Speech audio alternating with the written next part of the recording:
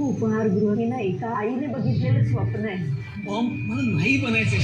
तनीसाठी हेच योग्य आहे आणि त्याला हेच करायचं. हॅलो, मी तुमचा लाडका सिद्धार्थ आणि ही माझी आई. आग लागली तुझ्या जेवणाला. या सगळा सोरायचा मी धंदा बघायचा. कळलं काय? अँबिशियस आयनच्या स्वप्नांचा सावळा गोंधळ.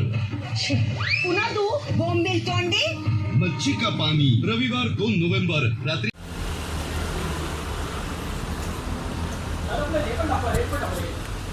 अरे वाह, मच्छी का पाणी. मित्र, हा व्यवसाय करायला तुला प्रोत्साहन कोणी दिला? माझ्या आईनी.